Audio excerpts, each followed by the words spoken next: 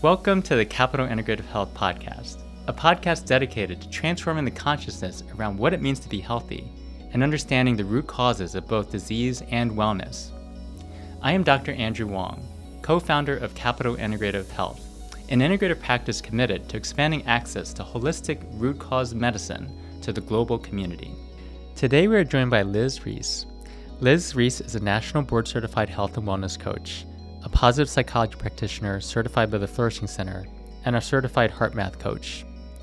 Liz has worked with CIH to offer health coaching and has led several of our virtual group visits, including HeartMath and a 30-day sleep reset. Liz utilizes a multidisciplinary approach to wellness which integrates positive psychology practices with nutrition, movement, and biological sciences to help clients achieve positive, lasting transformations in their lives. We are excited to bring you a conversation today about how your nervous system impacts your health and what you can do to improve your health using HeartMath. Welcome, Liz, to the podcast. Thank you so much for being on today. Well, thank you for having me. It's a pleasure to be here. Yeah, so I know we worked together for a while now on HeartMath and many other aspects of CIH, looking at mind-body practices and how that can improve health and wellness. But I think first let's start with your background and how did you become acquainted with CIH, and maybe just start with that. Sure. So actually, I started with CIH as a patient at the practice. I think about 5 years ago, maybe more. And from there, I started this relationship with Capital Integrative Health. So it's been a pleasure to both see it as a patient coming from that side, but then also to be a part of the practice. It's been really neat. That's awesome. And what made you interested in general in, I guess, both coming to CIH, but also more broadly interested in health and wellness? Well, two things really. So one was my own health journey, dealing with chronic illnesses. And the other was when my mother was diagnosed with stage 4 ovarian cancer, she really opened the door to an alternative modality of treatment. So she went to an integrative cancer center called the Block Institute. And that really opened my mind to something other than the traditional medical model. Because when she went there, they really looked at her nutrition. They looked at her mindfulness. They looked at her stress levels. They just looked at her whole being, not just fighting the cancer. And so that opened my mind. And then I was dealing with my own chronic health issues at the same time. And so I began to look at myself in a bigger way, looking at my well-being from a broader lens. And so that got me curious, and I went down the rabbit hole of reading 1,000 books and listening to podcasts. And that's what really did it. Great. And it sounds like both your mom and yourself had probably very different experiences than if you were going through a conventional model, let's say, and that probably opened up your mind to something, bigger possibilities or different possibilities in any case. Oh, absolutely. Especially with my mom. It's interesting because at the same time that my mother was diagnosed with cancer, one of my best friends was diagnosed with cancer, and she went the traditional route. And seeing the disparity between the two was really stark for me. My mom's quality of life was just so much better because she felt better through the treatment. And I believe it was because she was eating so much better. She was exercising. She was like focusing on sleep, focusing on the whole being. And I really saw how it worked. And then that contrasted with my girlfriend who was not doing all of these things. And it was a much harder road for her.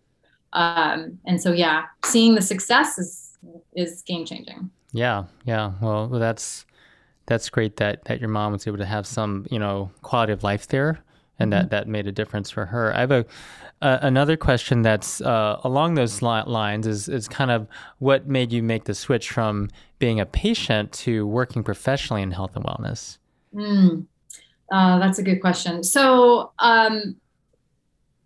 I started actually moving in moving from my prior career, which was in more international development. I've lived abroad for most of my adult life. I started that career switch when we moved back to the United States. And it was at that time that I went to Capital Integrative Health. So it sort of happened simultaneously. And so then when I went back to school and began the whole health coaching certification with the positive psychology certifications and all of this, at the same time, I was working with Capital Integrative Health on my own healing journey.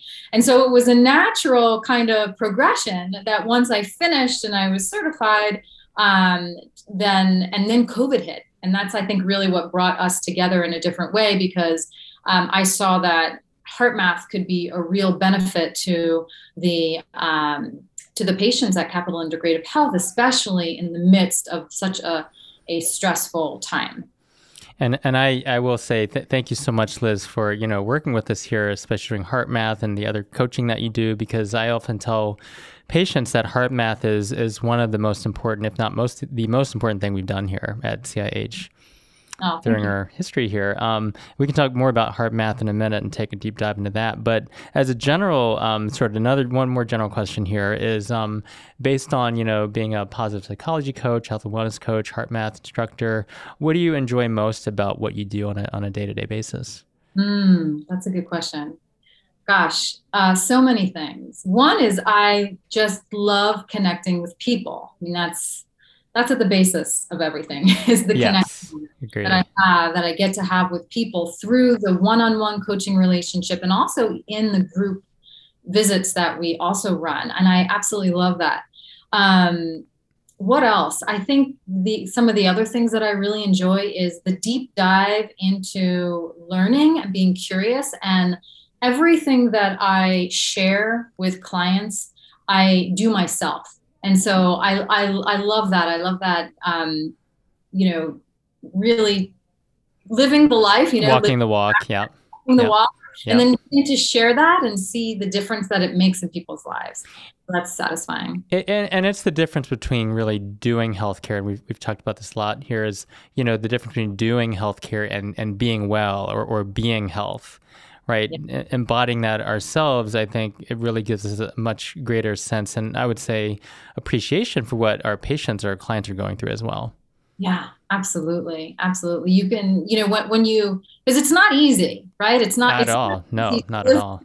To live in a way that brings well-being. And so when you do it yourself, you really come up against the hardness of it. And that helps you to be empathic, and that helps you to know, what are things that work in helping to move the needle for other people, because you've been through it yourself. There's a saying about how to live a extraordinary life, you have to live outside the ordinary. In other words, there's this bunch of inertia from either society or culture or like food systems or whatever that's all dovetailing us towards this kind of quote unquote ordinary, which is not necessarily optimal health and wellness pathway. So to get a little outside of that is to lead an extraordinary life. And I feel like, you're leading the way here. So yeah, we're pushing up against norms, unhealthy norms and behaviors of society, and the messages that are all around us. Exactly. And while we have to take radical responsibility for our choices and ourselves, we also have to remember that we're not living in a bubble. We're living in a context of a quite unhealthy society, and messages and things that really impact us. And so it's there's room for us to give ourselves some grace, to have compassion that this is a situation that we're in, and at the same time to say, hey, I am a sovereign being. I can take responsibility for what I can control. And while that's hard, it is possible.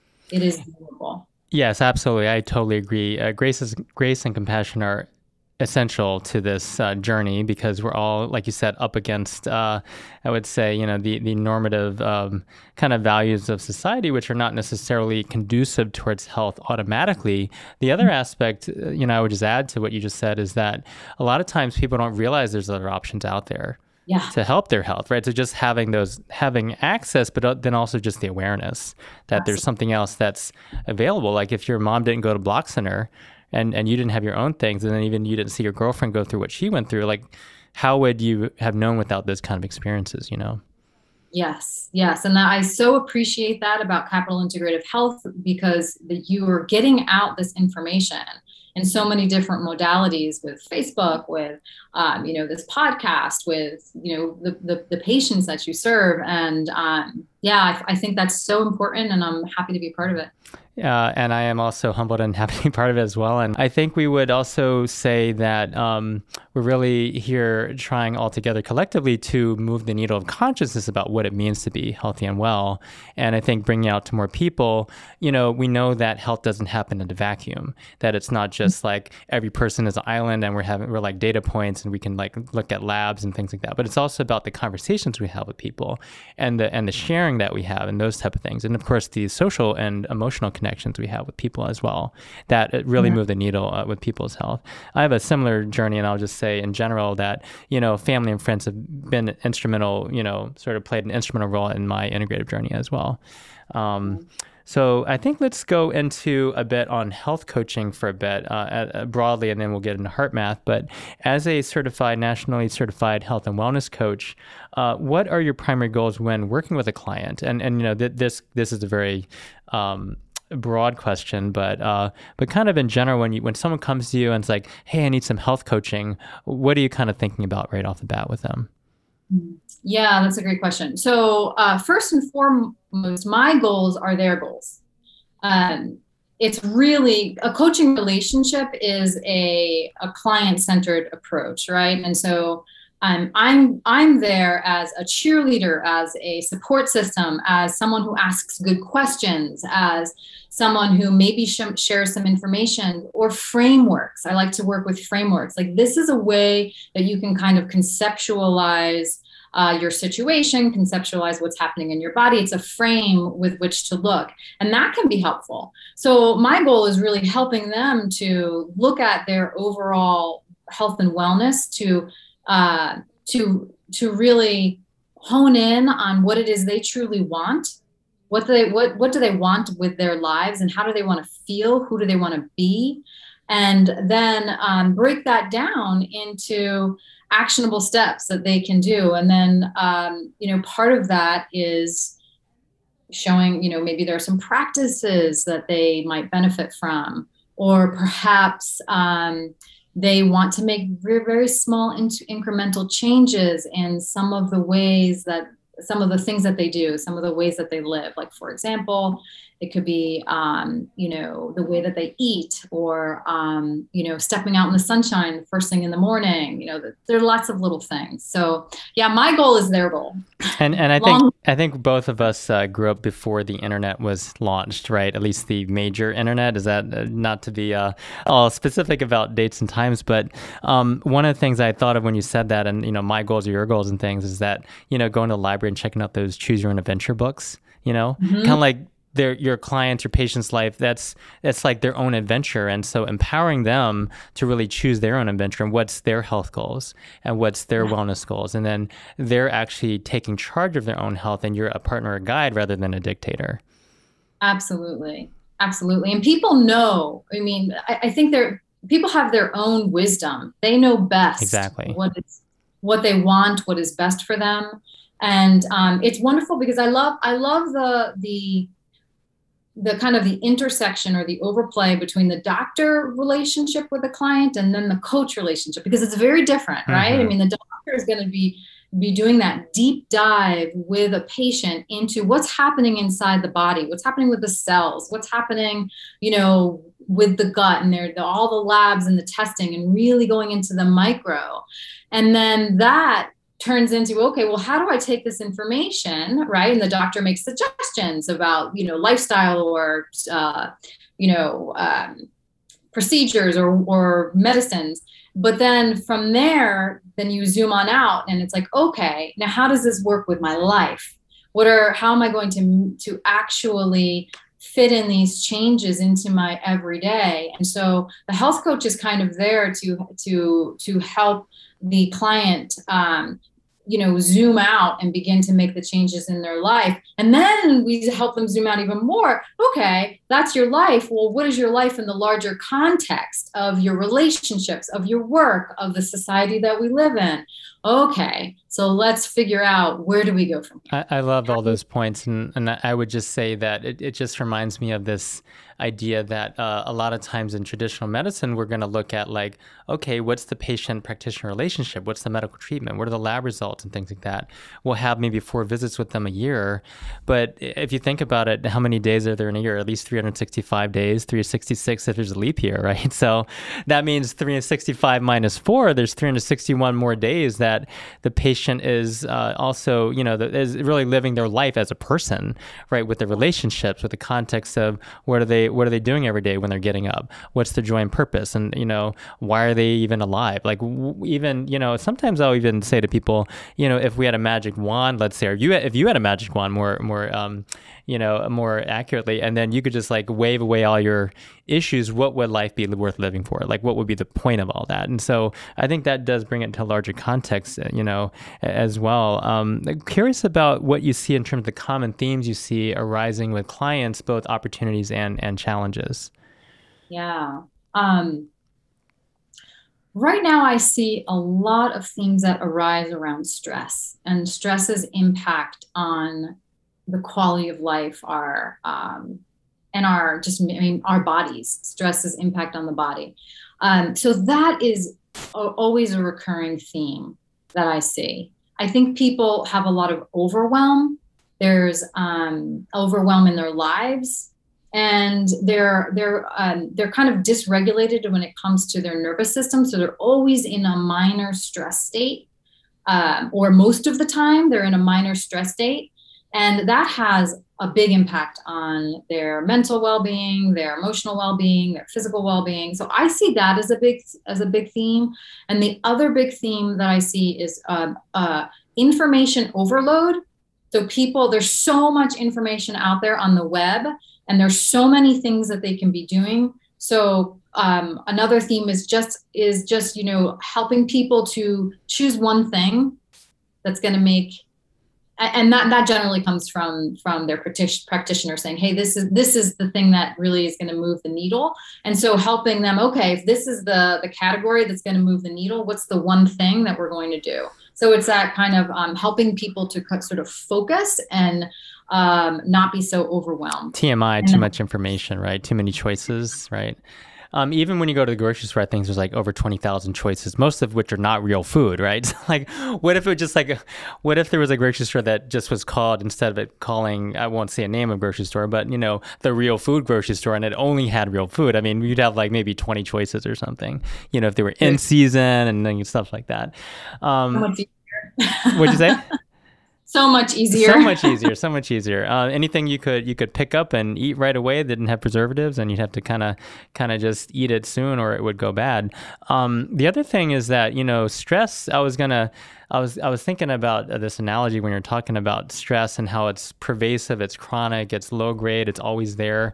It's clearly impacting our lives and health and well-being in a very profound way across all of our organ systems, mind, body, and spirit. I would say that stress is not only an elephant in the room, because that analogy is like too tame, because usually an elephant, it's like sitting there, it's pretty quiet. I mean, it's huge, but it's like pretty quiet. It's actually more like a gorilla, and that gorilla might be throwing bananas at us or something like that. So that's kind of what. Yeah, I guess going on to. I want to segue into HeartMath in a minute, but in the meantime, we can just say, let's say we have this gorilla named stress, or something like that. What is resilience in relationship to, this chronic stress we all have right now, especially during COVID, but also during probably at any time in life, there's chronic stress in modern day society. What is resilience, and how can we build that resilience? Yeah, resilience. Resilience to me really is kind of our ability to be flexible with life, to move with whatever life throws at us. And kind of, if you think of it as a person on a surfboard who's shifting their weight according to the waves, who's aware of their surroundings, and they're flexible, they're adaptable to life. So that's a key component of resiliency. And then it's also if you fall off the surfboard, because a wave's going to make you crash at some point or another. But can you get back up on that board? And after you get back up on the board, what have you learned? How have you evolved as a person? What are you bringing with you from that fall into life to help you become even more flexible going forward, even more adaptable? So that to me is sort of what resiliency is all about. So what I'm getting from this, and I'm joking a little, but not completely because I love this, but go to Hawaii, learn how to surf, keep on surfing even if you fall down, and enjoy the water and waves and sunlight. That's what I'm getting from this. Well, or El Salvador. Yes, you're currently in El Salvador, and you're somewhat close to the beach, I guess. Mm-hmm. Yeah, pretty close. Actually taken some surf lessons. How's it going? Yeah. Surfing is hard. Yes. I can probably barely stand on board, but yeah. But it's fun. Awesome. Yeah. I love being out in the sand, and of course we know about earthing and getting out there, connecting to nature, connecting back to ourselves really. So resilience, as you said, stress is not avoidable. It's something that we all deal with in life, but how do we go with the flow? How do we kind of not necessarily mitigate it, but just kind of roll with it a bit. So we're going to talk a bit more about that very shortly, about HeartMath and nervous system balance and how to cultivate resilience there.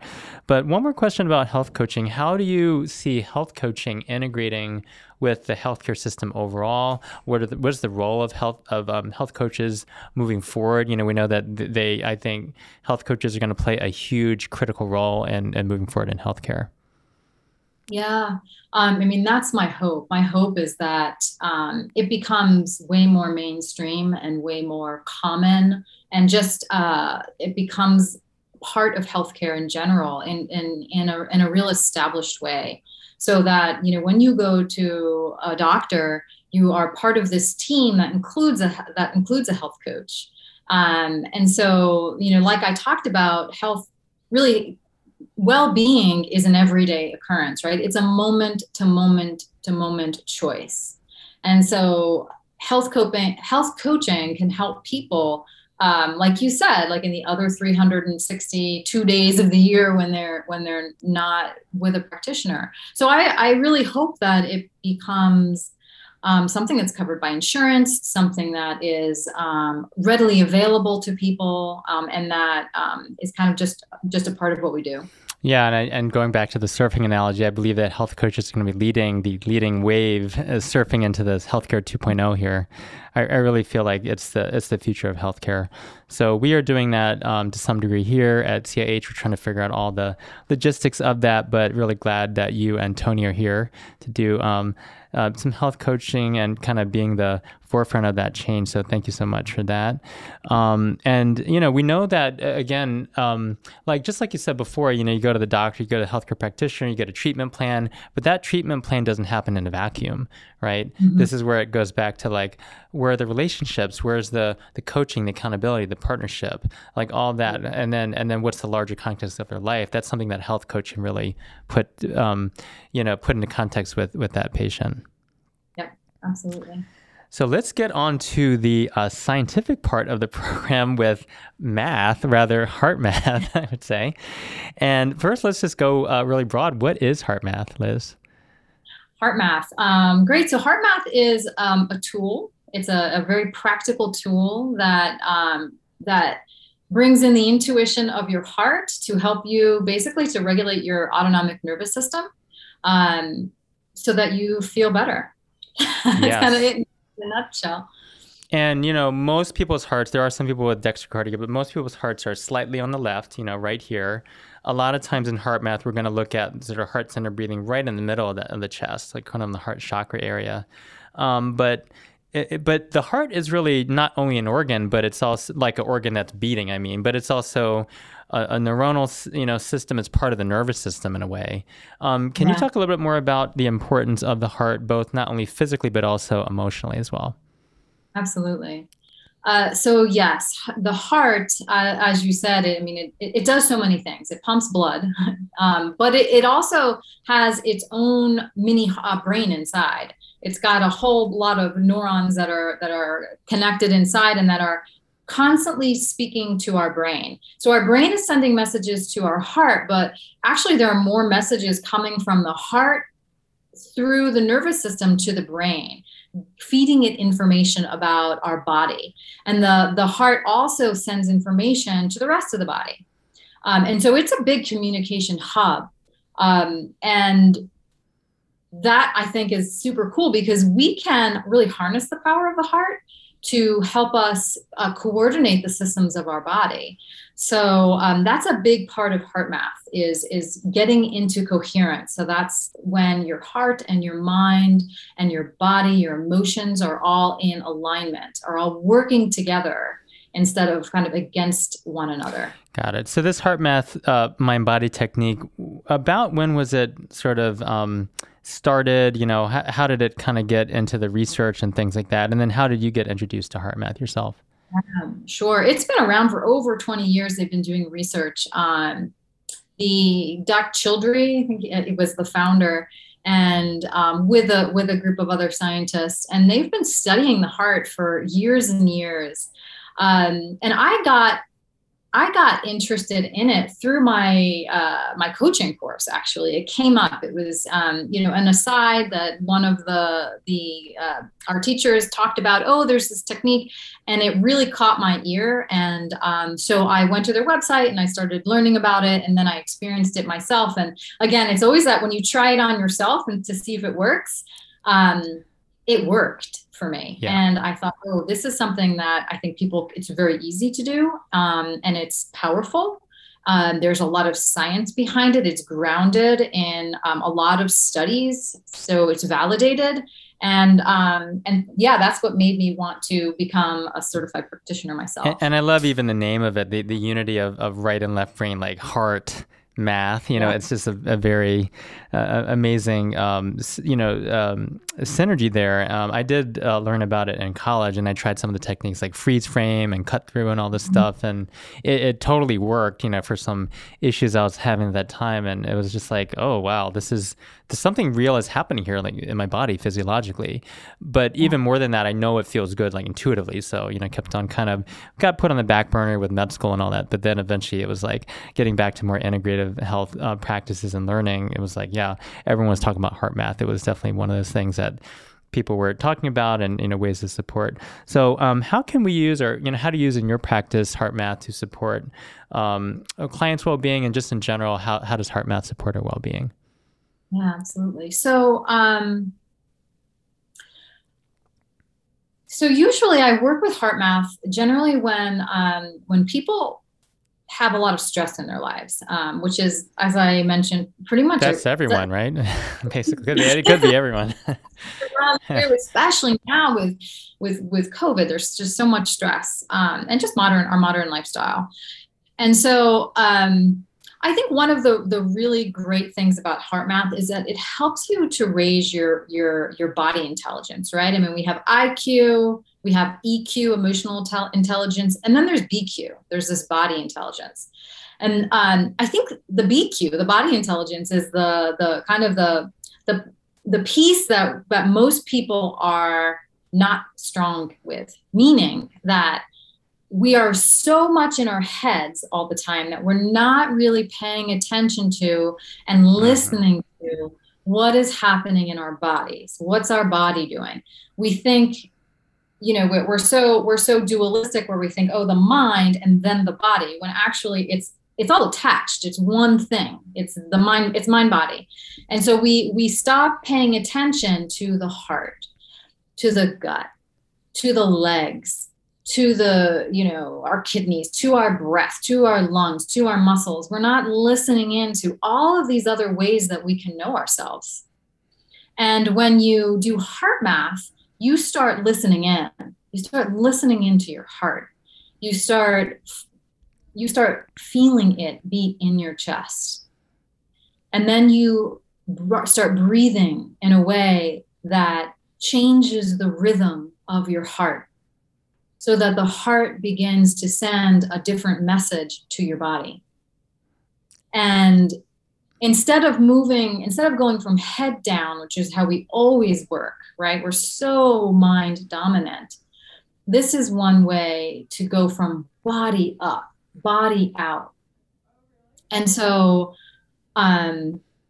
I totally forgot what your original question was, but yes. Well, I think you just answered it. How do we use HeartMath to support our well-being? But first, I would like to say a joke, since I thought of this joke when you're talking. Well, first, the serious part, the science. So, of course, we talk about top down, but just like you had said, very correctly, right? The heart is sending more messages up to the brain than the brain to the heart. So it actually makes more intellectual sense, but I mean, it feels really good too, to send messages from the heart up when we're doing HeartMath type of breathing, influencing our brain. Now, so really clearly integrating the heart and brain together and really having a full expression of our lives, in a way. It seems like that's a way to support our well-being. Now, the joke is, I was just, I grew up in the South, so I will have to say this kind of Southern joke, but we have, I guess there's IQ and EQ, which is intelligent and emotional quotient. And then BQ I had not heard of. That's a great, the body, body quotient, getting grounded in the body, having the body intelligence. But I thought about DQ because my dad used to own a restaurant, and then there was a Dairy Queen right next to it. So DQ with the blizzards and stuff like that. So I do not recommend eating daily ice cream or anything like that. This is not a part of the official CH podcast here, but DQ is another acronym. If you need to remember some of these things, you can, if you want to. Don't stress out about DQ or whatever. Then work on HeartMath and the BQ, the body quotient. So all right, so HeartMath can support our well-being in many ways, and just to give the listeners here a few way, kind of more specific ways. How does our nervous system, because the nervous system will include both the brain, and the heart, because there's that connection between those two. But how does our nervous system impact our health overall? And then maybe we can add some things about different organ systems, if people are interested in that. Yeah, sure. So our nervous system impacts everything, because our nervous system touches all the parts of our bodies. I mean, the nervous system goes to our heart, it innervates everything down to our guts. It's kind of like the internet, right? What if the internet was down? Like, we wouldn't even be able to have this session here, or telemedicine or anything like that. So absolutely, it's the communication system. It's the network. Yeah. That's our nervous system. So it impacts everything. So really, I think there are a few things about the nervous system. One is that this goes back to BQ, just being really in having that body intelligence, right? And so often we don't actually realize what's happening within our bodies. And so the messages that are coming through our nervous system, we're unaware of most of the time. So for example, when we get into these stressed states, we're not actually registering them, because we're still in the mind. We're not registering where it's showing up physically for us, right? And that's an issue, because when we become more intelligent in our bodies and really say, okay, I feel stress in my chest. I feel stress in my, I'm sweating, or I am clenching my belly. Once we begin to feel it in the body, we can use that communication system, that the nervous system, from the body to calm down the mind, to calm down all of it, right? So when we become more body intelligent, we can start to really pay attention to what's going on with our nervous system, and where we're feeling tension, where we're feeling anger, where we're feeling loneliness, where we're feeling stuck. And then we can tap into that feeling in the body and begin to ask it, what does it need? Do I need to relax my shoulders? Do I need to breathe differently? Do I need to move around? And that sends a message through the nervous system, moving us out of that fight or flight state. and in moving us over into a calm and coherent state of being. Would you say we're going from kind of an unconscious or subconscious kind of state where we're not aware of our body to a more conscious state when we can actually do something about it? Kind of like we're driving a car on autopilot versus if we're actually driving the car and being aware of the speed limit and if we're going too slow or too fast or at a normal speed. Yes, that's a really great way to say it. I think that gets to the heart of it, is we're just kind of running around in our minds on autopilot. Yeah, and then if we're doing at 75 miles an hour and we don't know it, and all of a sudden we get pulled over by the cop or something, right? Then that's kind of like we don't want to get to that state where we're so chronically stressed and we're not aware of our bodies and minds, and the autonomic nervous system is dysregulated, and we don't want a serious health event to be the thing that is gonna stop us. Yeah, like that's the cop. Like that's the cop. Is a heart attack or whatever. Right. So, and we know that like type A personality and different emotional dysregulations chronically over time, like anger and all these things, are associated with an increased risk of myocardial infarction, which is heart attack. So this is where some of the pieces kind of the puzzles between the mind and body and health kind of come into play here, and how HeartMath can really help you avoid that speeding ticket, but more importantly, like the cop just pulling you over completely, so your body, continues to function normally versus getting shut down. All right, so the nervous system is the internet, the network to the system, impacts all of the organs, entire health. And I think you had touched on this a lot here so far as, the themes that you see with clients in the nervous system. So you really, even if people are, don't feel stressed, I mean, now we're in this global pandemic, are we kind of saying, we're almost like noticing a lot of times people's autonomic nervous system balance is off at times, for sure, like everyone, pretty much is a universal issue we're all dealing with. For sure. I think I've noticed that there's a lot of disconnection between our minds and our body when it comes to stress. Some of it is that we're so used to living in a mildly stressed state that it feels normal to us. Like it's normal to be in this stress state. It's normal to not feel optimal, right? So, yeah. We don't even really feel it anymore, right? Yeah, we don't really that's so true. Realize that our necks are always tight, or that we're breathing only in our upper chest, or that so many things. We just don't even really notice it. There's a disconnection there, and that is super problematic. I feel like we need built-in wellness, like little reminders that are like automatic. So either getting an ergonomic desk so that you automatically start to drop those traps, drop the SCMs, getting some built-in timers, even like to do yoga or HeartMath or meditation, like so that there's built-in wellness, in a way, like if the system is set up to perpetuate this chronic low-level stress, low-grade stress, we have to find ways to ameliorate that in a way, to balance that out with built-in wellness techniques. So I'm curious if, you've found yourself personally, or what can people do at home to support their nervous system to have that balance between, to have that balance between, or to create built-in wellness, I would say. Yeah, that's a really great question. Yes. So I think building a life around health and well-being is super important. So kind of designing your life and your space, taking into mind the needs of the body, right? And so creating rituals in your day. When you wake up, what are you intentionally going to do to kind of set the day?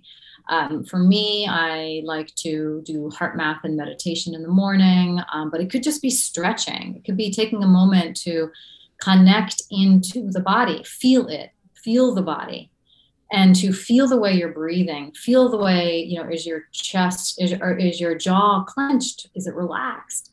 Movement is a big way to remember. So kind of creating these routines in our lives, I think is really important. And then also creating those reminders for ourselves, if whether or not it's something on the phone that, ding, ding on the phone, you have a reminder, hey, breathe. That's a big thing. Or it could be also attaching some kind of wellness thing, practice to something that you already do. Like, for example, when you brush your teeth, something you do every day. what can you attach to brushing your teeth? That is going to, bring you into balance. And that could be that right before I brush my teeth, I'm going to stretch. Or right before I have my morning cup of coffee, I am going to do some leg lifts, or move my body, or breathe, or take a moment to say 5 things I'm grateful for. So if we can kind of build these things and attach them to already existing habits, that's one way to kind of make them more easily remembered. And then the other thing, as we kind of do that zoom out thing, I'm hopeful that as more and more people become aware of how important it is to build lives around wellness, then it becomes not something that we have to remember to do, that it's like weird and extraordinary to do these things, that it's just part of the way people live their lives. Like at a meeting at work, everyone stretches first, or everyone takes a moment to collect their breath. Yeah. Or, these things start to become super normal, and it's just how we all live. Part of the culture. Yeah. It's an amazing vision. Yeah. We're definitely working towards that here. And I think, it's little by little, building it one step at a time, building that wellness culture. But, it is, life is a choose your own adventure. But the thing is that we are our own authors, which is really interesting. We can choose, like you said, which wellness practices we want to do, when we want to do them, things like that. I feel like the important thing is that we all just like keep on trying to do them on a daily basis and try to be wellness, in a way, as opposed to doing as well. I wanted to ask you about that actually. What do you feel like, because in our culture is very achievement oriented, it's very much like, what do you do for a living, and like how many hours do you work, or if you're retired, like what kind of volunteer work are you doing, what do you do during the day? Like everyone has to be busy, busy, busy. And there's this idea in Chinese medicine that the Chinese character for busy literally means heart killing, right? If you just look at the Chinese characters, it literally means like the heart is getting killed. So that implies that a really busy person or overly busy person, their heart is suffering. Their heart is getting like squeezed from all the busyness, like they can't even breathe because there's like too much stuff going on. So curious your thoughts about, is there a dichotomy, or, what's the sort of relationship between doing, and like go, and being, and, how can we maintain that healthy balance between doing, which we obviously have to do certain things in life, right? Doing and being. Yeah. Oh, that's so great. And I think this kind of talks to our, as a culture, especially Western culture, our preference for the mind, our preference for everything that's intellectual, that's doing, that's creating in that way. And our sort of, we kind of ignore the fact that we are bodies in nature. Yeah. Right. And that's the being piece, is that who we are, what we are, what are we being, as humans. And so I think when we come back to the body and come back to who we are as a really fully embodied and an integrated whole person, that's when the being can really support the doing. So the being is hopefully we are doing as an outcome of our being. Love that. Not as, we forget that the being comes first, and who we be supports what we do. The flower blooms from the seed and all of that. Yes. And we kind of have it the other way around, whereas who we do, what we do is who, people conflate that with our being. Yeah. Well, this person has done X, Y, and Z, and that's who they are. Yeah. That's an identity, yes, and that's things that happen in the world. But who are they? Like, what are they like as a being? Yeah. Does that make sense? Yeah, it does. Yeah, I remember. I just am thinking back to my residency days, and I had a professor talk to me about like, who I am and all this stuff. And I was talking about, I'm in school, I'm obviously studying, medicine. He's like, no, who are you really? I was like, I like to play jazz music. I'm a musician. He's like, that's the thing.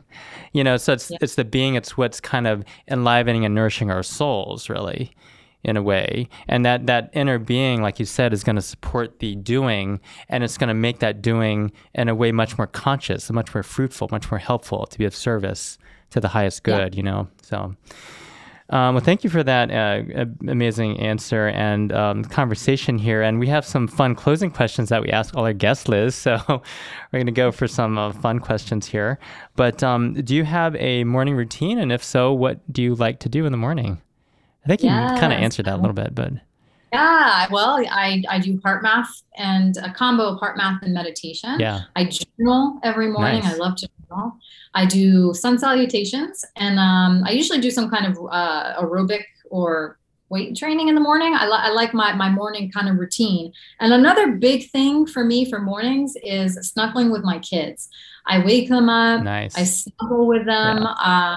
I connect with them in the morning, and my husband too. Like that's a big that connection piece is super important for me. Yeah, family connections. I agree. Question about the for you I have a question about for my morning routine too, but for everyone listening too, yoga, meditation, exercise. What is your? Because I've been trying to experiment with this and try to figure out what works best here. Do you have a particular preference as to what works better for you? As a general idea. Of those three things, if you did like yoga, meditation, exercise, is there a certain order that's better to do them in, or that you found it to be better? No, not really for me personally. I kind of like to be a little fluid. I don't like to be super rigid. So I try to put all of these things in, but it really depends on the day. And again, I feel into my body. What does my body want? What does my body need? What's coming up for me that I want to do first? And sometimes it's like, I have an idea that I want to get out on paper, or I have something that needs to be written. Mm-hmm. And sometimes I wake up and I have a crook in my neck and my body wants to stretch and move. And sometimes I just really crave first hugging my kids. So I try to listen in and be like that surfer on the surfboard and be flexible. Go with the flow. Love that. Yeah. That's the best advice. To my body. Yes. Well, thank you so much. And what book or podcast are you enjoying the most right now? Oh, I am a podcast junkie. This could be a whole nother podcast of Liz's favorite podcast, I think. Yeah. But some of the ones that I love that I'm into lately. So I love Rich Roll's podcast. He's good. Andrew Huberman's podcast is good. Daniel Thorson, Emerge is good. Anything by Daniel Schmachtenberger, I love. He doesn't have a podcast, but he does a lot of podcasts. Oh my gosh, there's so many. You have to email me all these recommendations. We can put that out there. Thank you so much. And what do you do every day to cultivate joy? It sounds like that's kind of baked into your day. But what are your kind of main key kind of advice or your own personal experience with that? Yeah, joy. Gosh, I love to learn. I'm really curious. And so that's a big part of joy for me is going down rabbit holes and learning. And I already mentioned it, but my family is a huge source of joy for me. Mm-hmm. I also love to dance. I dance every day. I put music on and I'm always dancing. What's your favorite types of music if you have different types? Oh, too many to count. I mean, I love the throwbacks. So like from my college days, I can put those dance around. Oh yeah, that's awesome. That's great. Well, thank you so much, Liz, for being on this podcast. It's been so much fun and a lot of learning here and a lot of joy here too. So how can listeners learn more about you and work with you? Well, through CIH, you can contact me through the portal. I have a website. It's intoflourish.com. You can always check that out. But yeah, this has been a pleasure. Thank you so much. Thank you, Liz, for coming on. And thank you so much for taking the time to listen today. If you enjoyed this conversation, please take a moment to leave us a review and like us. It helps us to reach more listeners, helps our podcast kind of have our mission of increasing access to the global community here on integrative health and wellness. And don't forget to subscribe so you don't miss our next conversations. And thank you so much, Liz, for being with us today. Thank you.